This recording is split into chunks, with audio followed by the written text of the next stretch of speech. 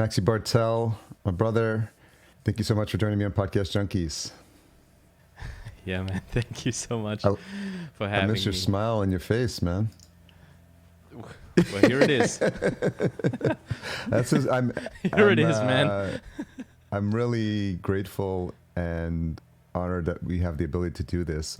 For the benefit of the listener, Maxi and I connected at a Sacred Sons event. I'm sure some of you are already tired of me talking about Sacred Sons on this podcast, but it's been an amazing journey for me, and it's crazy to see how much it's been a part of my life in such a short period of time. I started with a very uncomfortable registration process for EMX in Berlin, just outside Seattle, which seems a lifetime ago, but it's only this year, it was in May. And then very quickly I was like, what is this medicine? This is wild.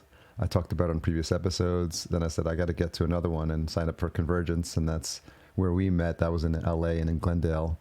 And I just had an immersion, a 2-day immersion last weekend with our brother Rob O'Keefe from our circle, Hawthorne Clan. So it's been a crazy whirlwind of brotherhood medicine. And obviously there's a lot to integrate. And we connected. Obviously, when you told me you had a podcast, I was like, well, you got to come on Podcast Junkies. And I think it's been so interesting to see that we have this WhatsApp group that we've created where we continue to check in. So I've been following your journey, and we'll get into all of it. So much to cover with you. And so in the spirit of what we do at Sacred Sons, let's have a little check-in and see where we're at, because those have been really helpful for me. And it's something we do and the organization does when we're in these containers at the start of these days, at the end of the days. And what I've found for myself, it's been helpful, because a lot of times we don't do that. We don't see where we're at. We don't check in, and we just go through life and we just go, go, go. And I think it's a helpful reminder. So what's alive for you? Maxi checking in from Mannheim, Germany. Feeling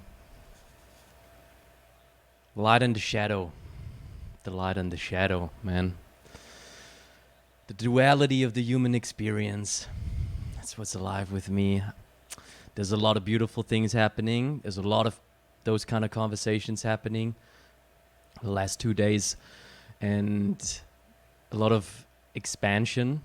And then there is so much contraction as well after arriving back in Germany. Everything is smaller here. It's just tight. And also like just how everything is constructed. I just look around and I just spend so much time in this very room now, and I feel that on an emotional, spiritual, physical level. I feel it. The walls sort of caving in. So that is present, that's alive. But then there is also so much light alive, so much beauty alive, gratitude alive. I mean, what the fuck, we're doing this here, like this is awesome, you know, and this is genuine connection between two humans, and something that was born out of Sacred Sons, and something that gave me so much in such a short amount of time.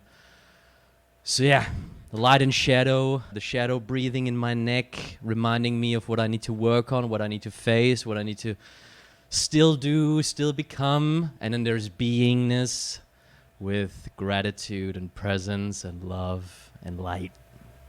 With that, checking out. Yeah, man. Thank you for that. That's amazing. So where am I at? Yeah, man.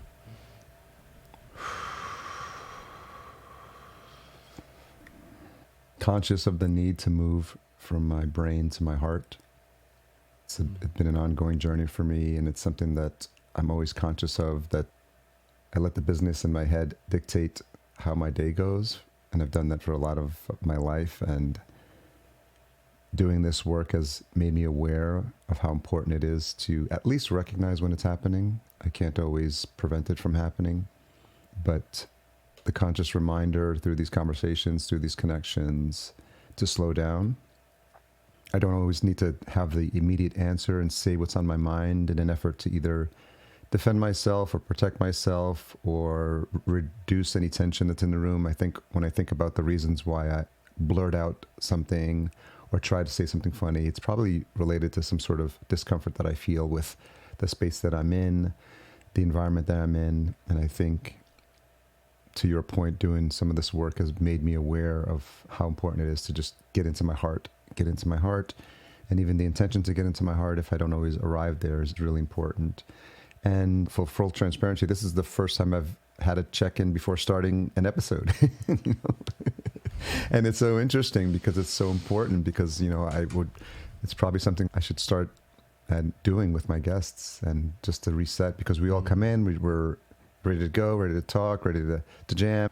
And we don't do that check-in. We don't do that slow down. So I'm looking at, you know, the published episodes. So I've gone 320 plus, 330 plus episodes. So good time as we get to around the 333 mark to build that in and think of that. I'm always looking to grow as a podcast host and looking to add more connection with my guests. And it's a really exciting time for me every time I see an invite on the calendar that shows up because of a booking. And I'm like, oh, this is a great time. We got a connection coming up, you know. And I always tell people as a podcast host, if you're not looking forward to these calls, you're probably not inviting the right people on.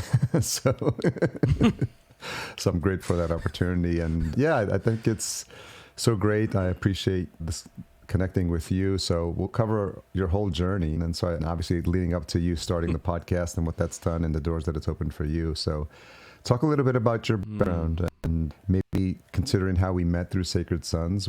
What were you looking for? When did they come on your radar? When you thought about that time, how you felt in your body as you were registering, and what was going on for you? What was going on in your world back then? All right, man. It's a big one. Hitting the ground running. Okay. Yeah, man.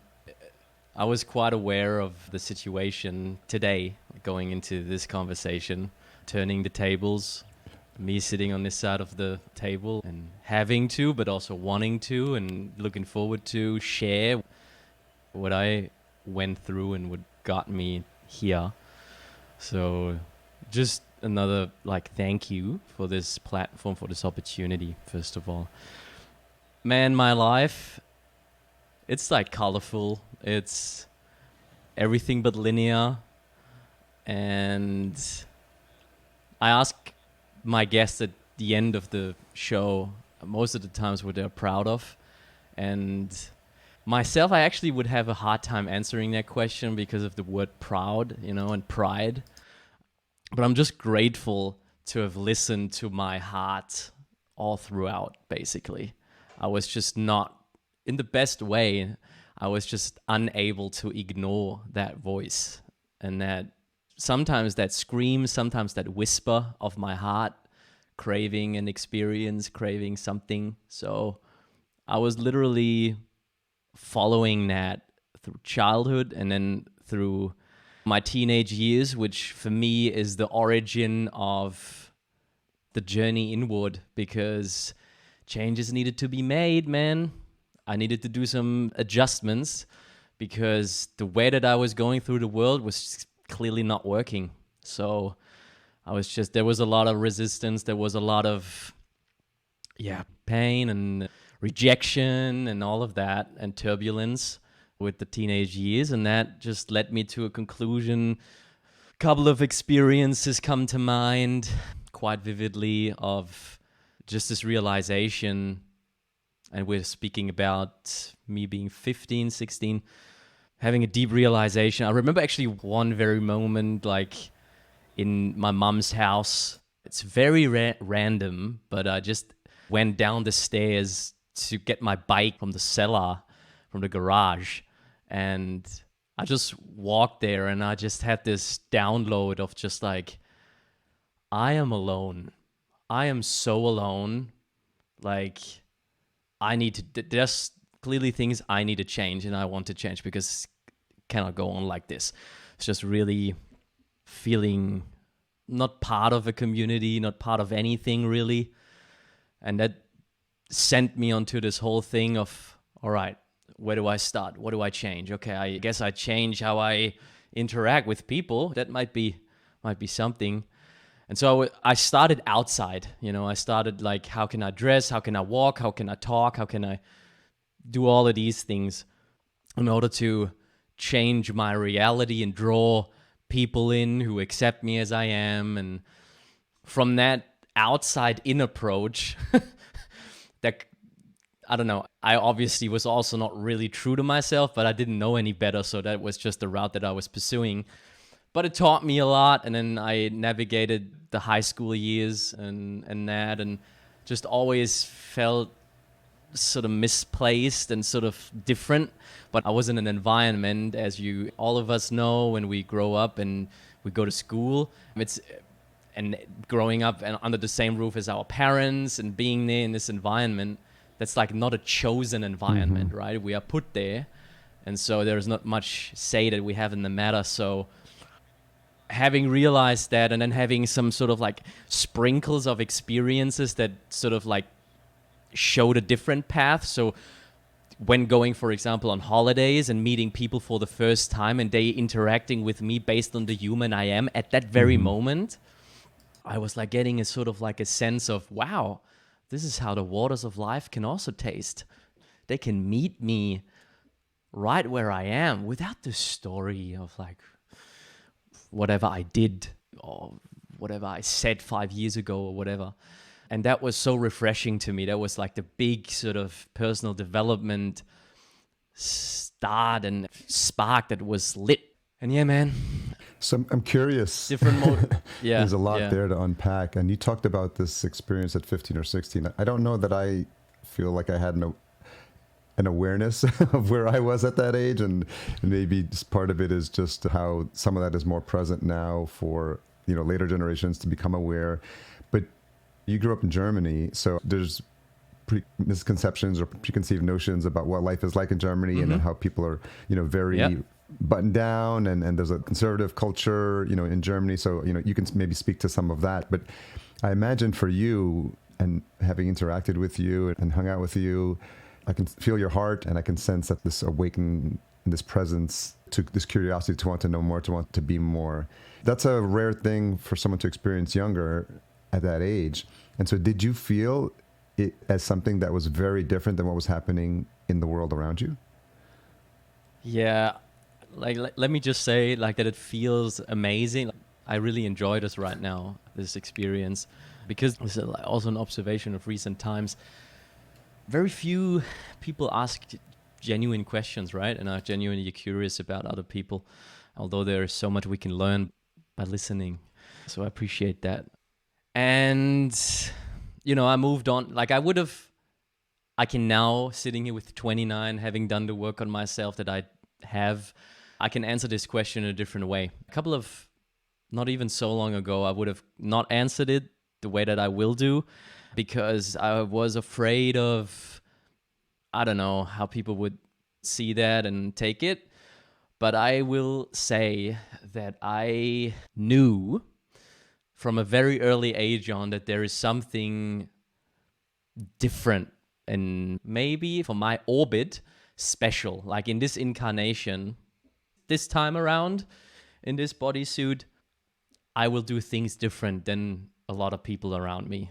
And obviously I couldn't put my finger on it. I didn't know what that was, still don't really know what it is. And I certainly obviously questioned that when I was younger, like big time. And growing up in Germany, I don't know if that helps. Potentially not. But obviously I don't know it any other way, so I wouldn't be able to tell you, I didn't grow up, I don't know, in another country, or like was raised by, I don't know, in different nationalities or something. So basically I just had a sense of, and I can say that now looking back, of always being interested in these deeper things of life and asking questions and being always very connected to my inner self and voice. That's all I can really say. I mean, it's... But did you feel it as something that was different than what you were seeing in the world around you?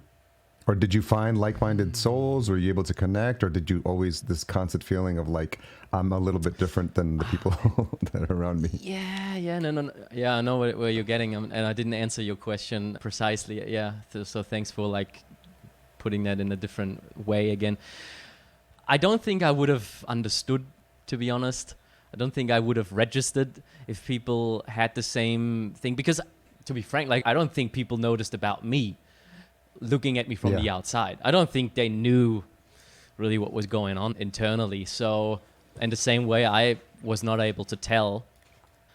And it took a good amount of time. Took a good amount of time to find like-minded individuals. I guess the first time really being, 18, going abroad, traveling Australia for a year. That's really where I was like, oh my, okay. Like wow, where have all those people been hiding, Yeah. So that was the first exposure to these kind of frequencies. Yeah, and that ignited or further sort of sparked the fire, and just and this is also where being human comes in. It helps on a very sort of inside looking, introverted, contemplative journey. It still helps to get affirmation and confirmation and approval and sort of a mirror of sort of, yeah, I feel the same way, man, or I know how that feels and stuff like this sort of, finding peers and stuff. It is important. It certainly was for me. Although everything needed to be realized within myself, I still enjoyed it to be around people were like, yeah, man, I completely feel you and know how that is. What were your plans when you were, when you think about university, did you have goals? Were you looking for a specific type of job, or were you was that the antithesis of where your journey was taking you and just letting life carry you wherever you wanted to go? What was I know it's hard to think about it and place yourself in that mindset back then, but did you have a quote unquote plan? No, absolutely not. No, absolutely not, man. I had absolutely no plan, and I was, and to some degree, I still am lost in the world as it is set up today. Still finding my way, and it always took me longer than the peers around me to make decisions. Although obviously, within taking more time, I also made a decision, right, to take more time. So. Yeah, man. No, I did not have any plan. When leaving high school, for example, I did not know at all what was going on, which obviously was fed by that internal sort of introspective drive that I have innate within me that just, so sometimes seemed as a very simple decision or next step. For me, it was this huge thing, and that was also because I was, and that's a downfall, I think, of our generation, quite frankly, of our humankind. I was just in my head so much. So I was just so much in my head, and that made things just very difficult. But yeah, in my own time, I came up, and just one thing after the other, the onion was just peeled layer by layer, and I was just okay, well, that is funny because I'm actually trying to get out of living my life like that. So let's see how that'll unfold in the future. But until now, I basically just went with the next layer. So I didn't really have this huge big trajectory that I was following. I was more leaving high school. I was just okay, so there's this thing of traveling. It seems appealing. Okay, so I need to earn money to do so.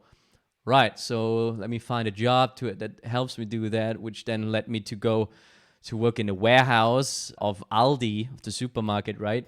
Yeah. And pack, be in a warehouse and pack the packages and stuff. And then that was my next step. And then I went on the journey. And then I came back from Australia again, not having a plan.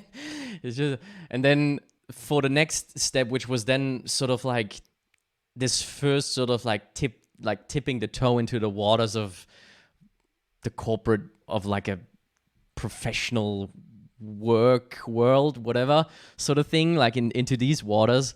I then was okay, so I guess I'm sort of I'm open, and I'm interested in media because I was playing music my whole life. Playing guitar, playing drums, playing in all sorts of bands and stuff. And I was okay, so music is a thing that's definitely present in my life. So that could be something.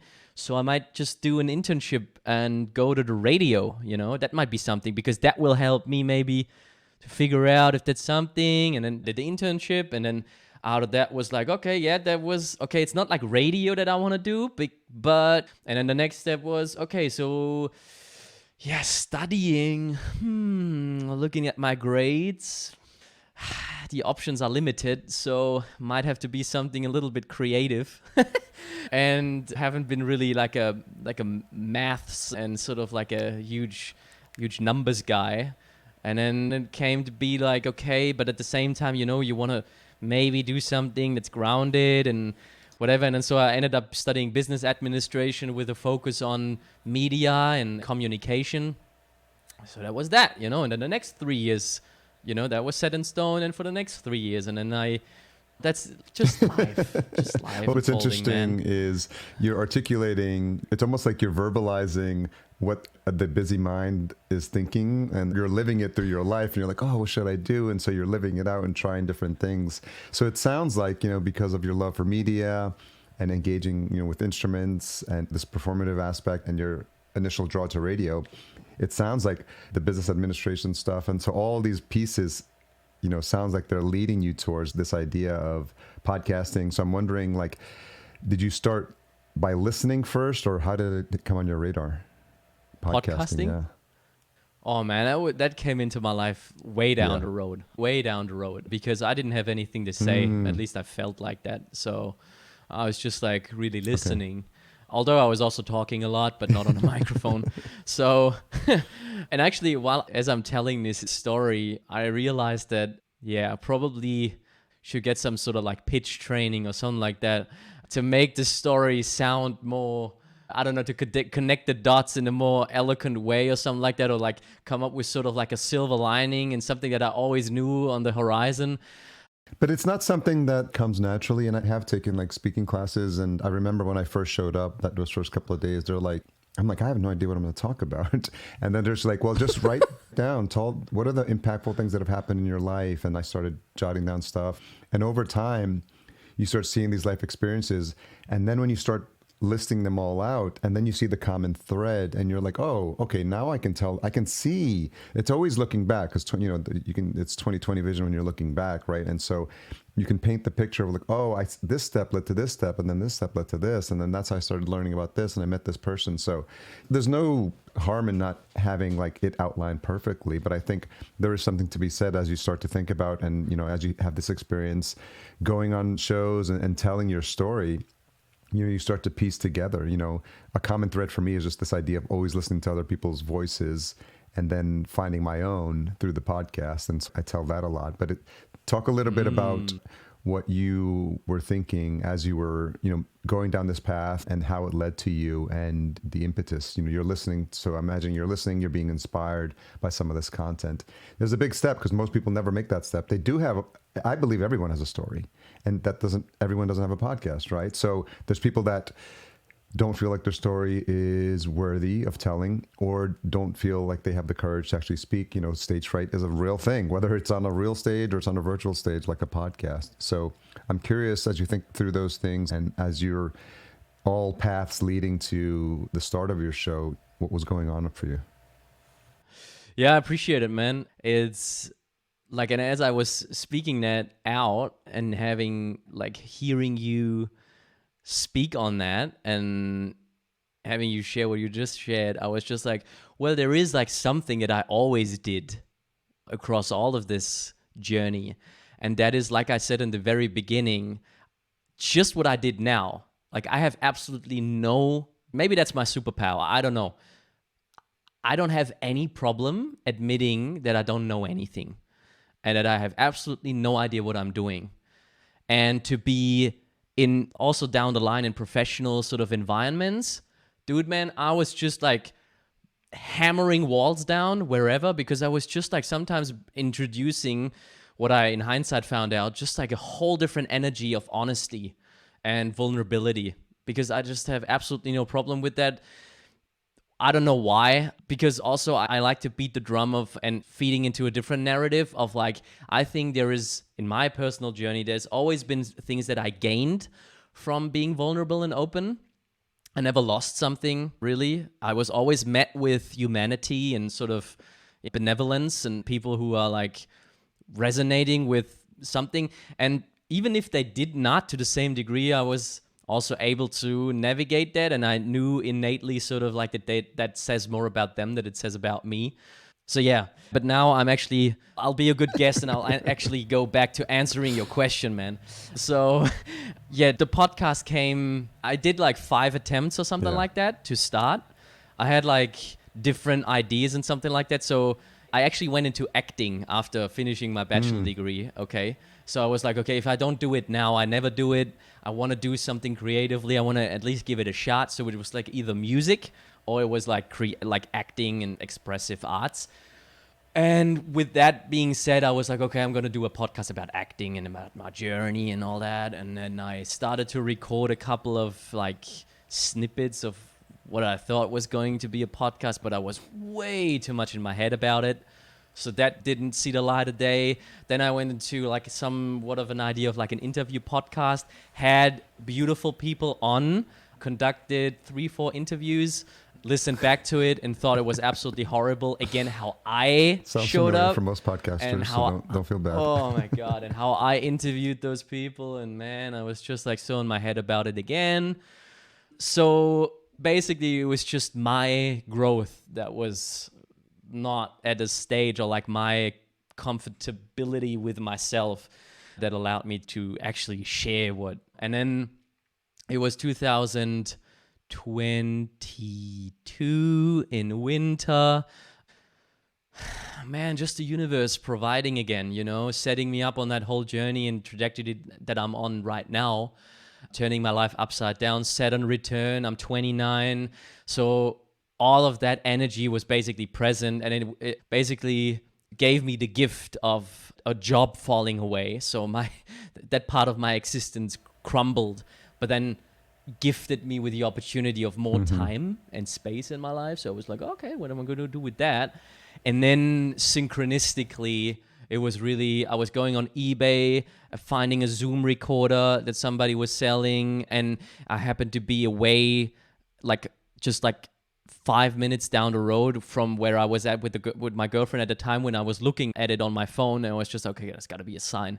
So I picked that thing up, and that Zoom recorder just started podcasting because it made it so easy to record, also outdoors, because I wanted to take it out with me, hence the name Going Out, Looking In. So that was the start of that. Like I was literally, because I wanted to get out of my head, right? And so I had to come up with sort of like a digital technology setup that allowed me to express from a place where I'm just like unable to get in my head. And that was what I found to be very easy to do in nature. And so I just took walks in the park next to my house and literally just shared what's alive within. And that was the start of Going Out, Looking In. Obviously, that's the last thing I'm going to say regarding this.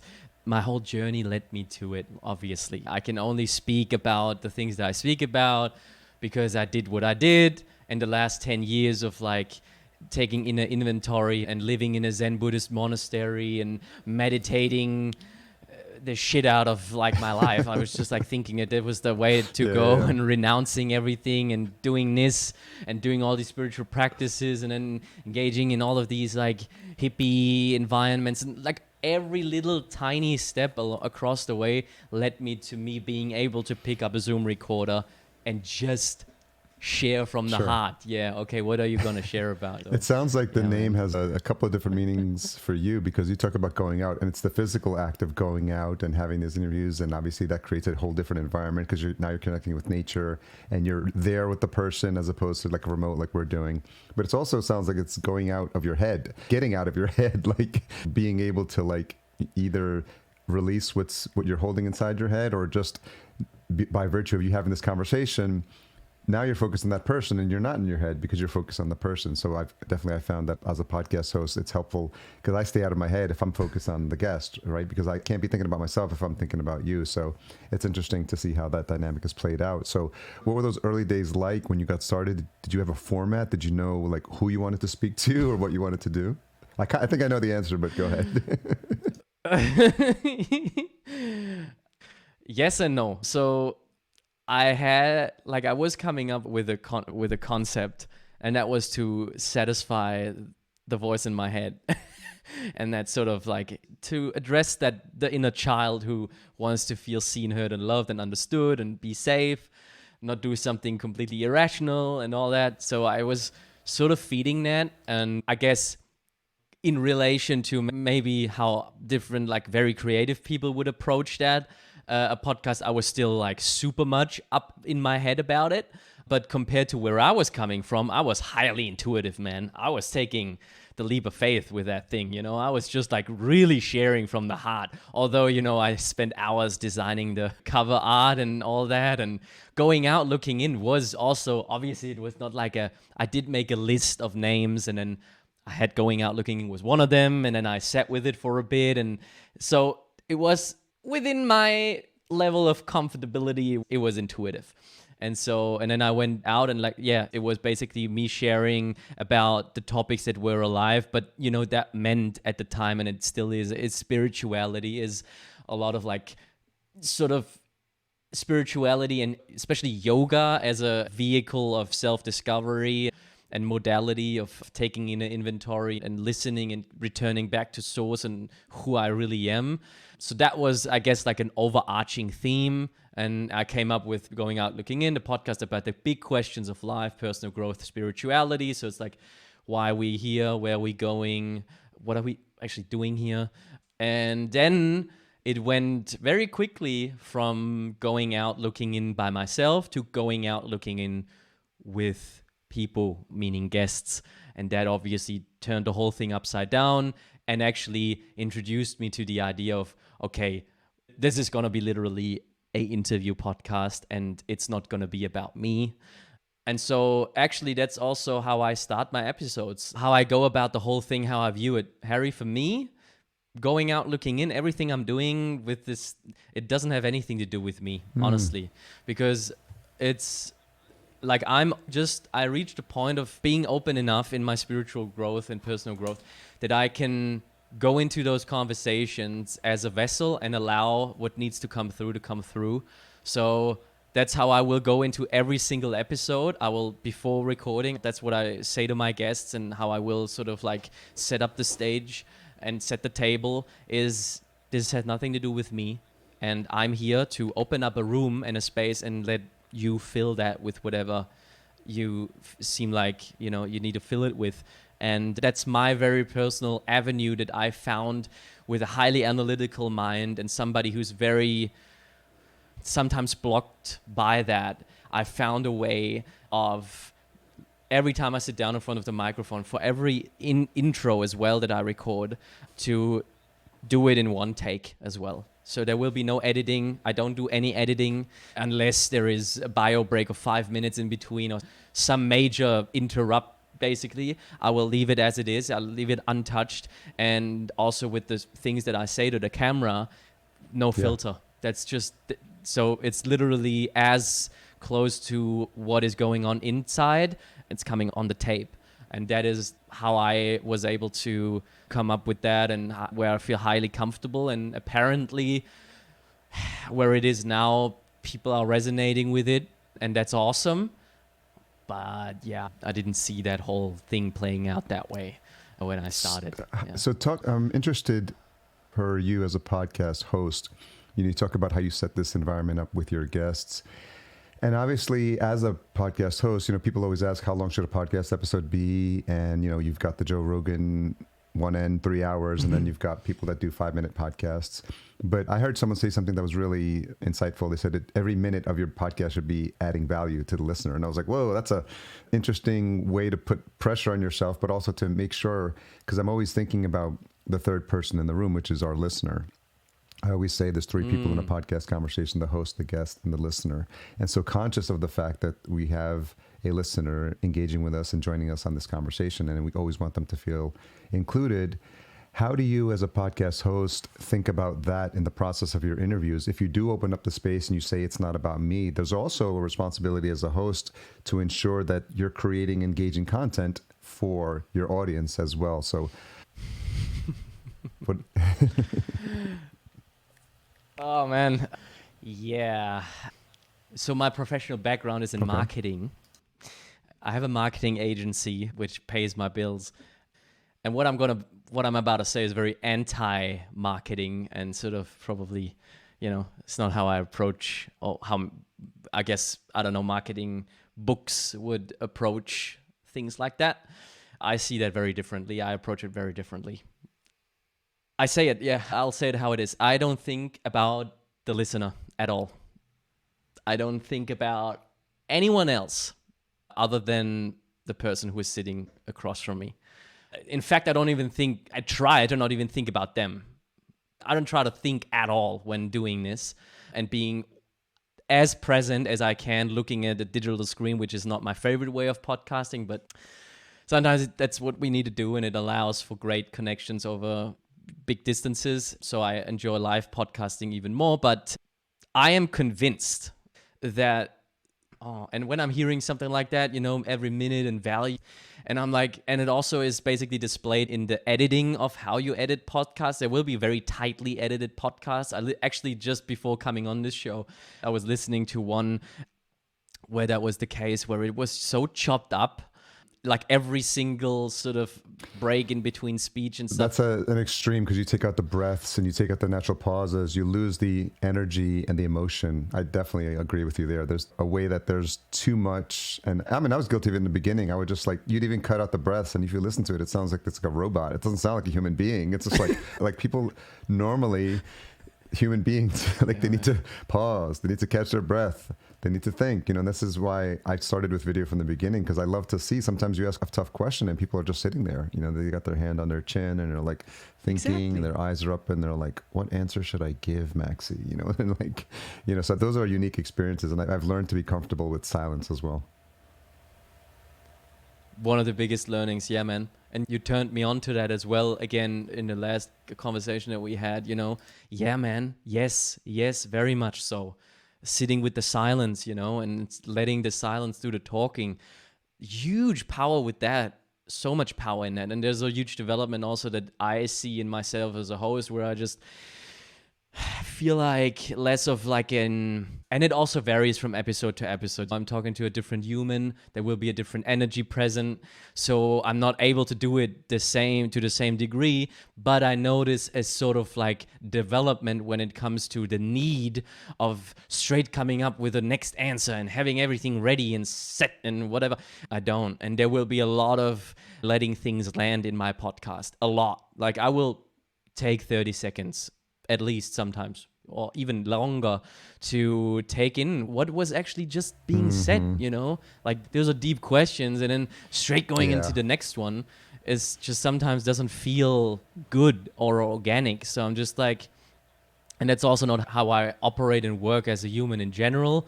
So why should my project that's coming so close from my heart, why should I display somebody that I clearly am not, And so that's how I navigate that. And I, literally think the greatest, I don't know, it's just also the whole mindset behind it. It's just really not how I approach anything in life about optimizing and being productive. I think there's so much value. And I see it, honestly, in the analytics. That's always common when people ask me, then, especially people who are very numbers focused. I'm like, I show you the fucking numbers. Look at my retention rates, because my episodes sometimes they'll go for 3 hours. Like the episodes I did with Uncle, they'll sometimes go 2.5, 3 hours. The retention rate is up 90% and upwards. So the people are actually interested in those long format conversations and short attention span and all that. To me, it's one part of the truth, and I see myself in it. I'll be sometimes on my phone and I'll have a short span of attention, but I'll also really engage with in-depth conversations where I'm fine with people taking their time collecting their thoughts. So I'm getting quite passionate about it, but that's just how I see. No, that's perfect, because I think as a host, it's your show. I always say you're the director, you're the host, you're the manager, you're the producer, you wear all the hats, and you make all the decisions at the end of the day, not only in terms of the content and who you invite on the show, but the experience you want to have. Because if you're not enjoying yourself, that's going to come through as your host, and that energy is going to be felt as people listen to it. So when you think about the progression from when you started the show to where you are present day, how have you grown as a host? What's changed for you throughout this process? Yeah, that basically what just happened. Just being fine with who I am, not having to prove anything, gaining confidence, gaining security within myself. And again, that's where sometimes outside approval comes in. Obviously, it does help having people reach out and say that they're resonating. Obviously, that helps. And that helps me very much to, and also readjust sometimes my inner compass of like, because it is so incredibly introspect and it's so like I'm in my little cocoon sometimes when doing those. I had moments of just like being basically like a little soap bubble that's being like poked and it's just exploding, and I was just like, oh wow, yeah, I literally have not thought about it that way. I looked at it that way. So thank you for letting me know. And then still being a sovereign being and tuning into, okay, like, is this still like the way that I want to like go? Is this my truth? But it definitely helps to be in somewhat of a exchange, and that's also what I'm missing very much in podcasting. And what like is the two-way street. It's not a one-way street. It's not like me just constantly sending one way, but it's like, so okay, like can we talk? Can you tell me what you think? I'm feeding off from that big time, and quite frankly, my podcast is just slowly reaching a point where I'm frequently getting feedback through various channels, and it's not like a massive amount, but I can say that the people who come through, it is meaningful and it is deep and sincere. It's soul bearing. And that's where, when you ask me about my growth and evolution, man, there is responsibility coming into the picture here, because we are talking about deep stuff. We're talking a lot about trauma. We're talking about different healing modalities. And so when I will speak to experts on these topics, it starts with whom am I getting on, whom am I providing a space for, who am I setting the table for. That's my responsibility. And now that I sense that like I'm being heard and people really pay attention to what I'm saying, and they will get back to me on it. Like they will ask questions and they will point out things that they notice that I've said in previous episodes or something, and then they'll pick up on it and they will hold me sort of like accountable to what I shared. And so I feel like that is definitely increasing. So I'm growing as somebody who is like, okay, this is not just me and my microphone anymore. So actually, it's funny. I'm actually completely saying the opposite of what I initially. So I do think about the audience.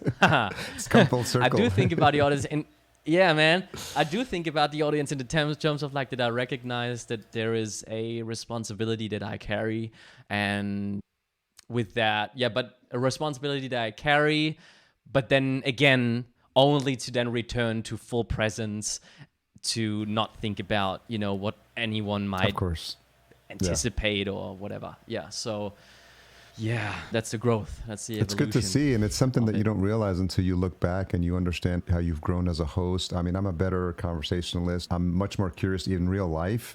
You probably noticed during the event that I was asking questions a lot, and it's just that the podcast host, kicks in even if you're in real life and you're talking to someone, you meet someone, go like, how'd you do that? Why'd you do that? And you're like, and then it just comes naturally. So I'm grateful for what it's afforded me at 400 plus episodes across both shows. And so I continue to work that muscle. So I appreciate you sharing that, because I think it's a journey. We all go through it at a different pace and we all get out of it. I think I know what we put into it and how we connect, and every single conversation that you have strengthens that muscle for you, and then reaffirms that you're doing things right because you're building these connections. You're having these conversations. Some of them, like you said, 2.5, 3 hours. Unfortunately, this one only goes about an hour, so I think, but what I've been feeling is interesting, this idea of maybe creating a separate, more personal podcast related to like my newsletter. It's called The Life Worth Living. So I've been feeling the pull to create something that's like, hey, let's have that container be like, hey, it goes how long it goes, and just have that. And so I think I'm leaning more towards that. But, this as a podcast, there's always new ideas, and I have an agency to run and another show and so many fires and irons in the fire. So, but I'm conscious of that. And I think I'm going to see what that looks like in 2024 for me. So Yeah, and I can feel that with Yeah. you. Like, you are doing a lot. You are very much out there. And yeah, man, I just wanted to also, while just being literally talking to you on a call and seeing you in real Yeah. time, I would just also just wanted to say that, like, I feel the weight that comes with as well, and that you are carrying as well, from upholding, juggling so many balls, and just being a man, 2023 man, and being fucking self-employed and all that. I feel it. And in the way that you're approaching things, and also the podcast and what you shared with me, the resources and stuff, from that I can just also tell how thoughtful and intentional you are about what you're doing. And I wanted to point that out and praise that as well, and applaud you for that, man. It's inspirational as well, and it's something that, yeah, you can also be like aware of and proud of and sit with, take it in and receive, because you go on, you go on and you do all these fucking 5 different podcasts and whatever. But I'm just like here to also like mirror back to you, like, you're doing a lot and you're doing a great job in what you're doing. And just like me receiving this and being on this call with you and the questions you ask, very good, very good. So yeah, man, I love you too, brother. Thank you for that. I mean, you're saying what I'm feeling, and I do feel like there's a lot going on. And I think I'm learned to be more, through the work we're doing at Sacred Sons, to be okay with being seen and recognize that I'm being seen and take in that I'm being seen and honor that someone is seeing it, and not feeling like bad about it, that I'm like, oh, I'm exposing myself, I'm being too vulnerable. And so all these things are like a mix of emotions that sometimes don't have words, but I really honor the fact that you recognize and that you brought that up here. So I appreciate that. Appreciate you, man. Thank you so much. Yeah. Just a couple of questions as we wrap up. What is something you've changed your mind about recently? Oh, wow. We can take that in numerous ways, man. There's a couple of things. Monogamy. Oh, interesting. How I want to show up. I mean, men's work, work with Sacred Sons, change everything. I was shouting from the rooftops 2 years ago, 1 year ago, that polyamory is the way and open relationships are the way, and all that open, free stuff that so many young folks are enthusiastic about. Yeah, not really. I really changed my mind about that big time. I discovered all I really underneath at the source, core level, craving deep intimacy with one person, going deep, feeling safe, feeling seen. And I won't be, that's my understanding, my learning, what I innately feel. I won't be able to cultivate that with numerous people and spread my, seed, but also energy and, across different realms. And so that's something I majorly shifted focus on. What is the most misunderstood thing about you? That I'm an extrovert, I think. So I guess I'm an introverted extrovert. I don't have a problem speaking on here. I don't have an issue going on a stage, but it will be delivered in an introverted way, introspective person. And so I guess when people see and hear things about me, they would straight away jump to the conclusion I'm highly extrovert and stuff. And I am, with people, places, and circumstances that are aligned with my frequency and with the spirit. And so, yeah, that. Well, my brother, I know that we could have a day-long conversation probably on so many different topics, and there's so many different aspects. Can I ask you one question as we wrap up? Yeah. Yeah? All right. So I would ask you one of my questions that I ask towards the end of the podcast episodes. Always also similar ones. I'm tuning into which one I want to ask you. Yeah. What do we need more of in this world? Genuine human connection. We need the ability to slow down and see each other as humans. And I've been experiencing that more and more. And the more I see that, and thankful for, again, I keep talking about the Sacred Sons community, but that's been something that's really come up. And you just demonstrated that earlier, that the fact that you saw me. And I think we all go through life just getting through what we need to, and we don't stop. We don't, one of the first exercises we do, right, is we look each other in the eye at these events. And that's a very strange and uncomfortable thing for humans. And I've even tried it with my partner, and those first few moments are uncomfortable, and we just don't take the time to look at each other in the eye and see the souls, and see. It doesn't take long. It's 30 seconds, a minute, and then you start looking, and you can see a lot. You can see pain, you can see trauma, you can see suffering, you can see joy, you can see happiness. And I think we need to do that more, because we'll start to understand each other and see that we're really all going through the same experience, and we're having a lot of the same challenges, and we all need to let those out in a safe space so that we can all understand, like, at the end of the day, we're all looking for the same thing. Thanks, brother. Thanks for asking Beautiful. that. Mm-hmm. So if a listener wants to learn more about you and your journey, where's the best place for them to connect with you? Just my name, Maximillian Bartel. Type that into Google. You'll find all that you need to find, or going out looking in. Given the fact that I'm working within marketing, I tried my best to be sort of like visible. Yeah. So on your favorite internet browser, type in going out looking in or Maxi Barte, and you'll find all you need. And the door is always open to connect with me on a personal level. Like, I will see you, I will acknowledge you, I will get back to you. That's partially what, feeds the creative, doesn't it? It's the exchange with the audience. And so I just, would encourage anyone also on your show to do the same with you. That's what we as podcasters feed off of, is, what people think and what it did for them. So thanks for that. Yeah. Thank you. And for those that need some additional guidance, we'll provide some of those links, because I know you provided some of those when you signed up. And so we'll make sure those are in the show notes as well. Brother, thank you so much for this opportunity to get a peek into your life, for allowing me to share your beauty with, like, my listeners, my audience, and opening up to the experience that I'm having and I'm going through in my journey.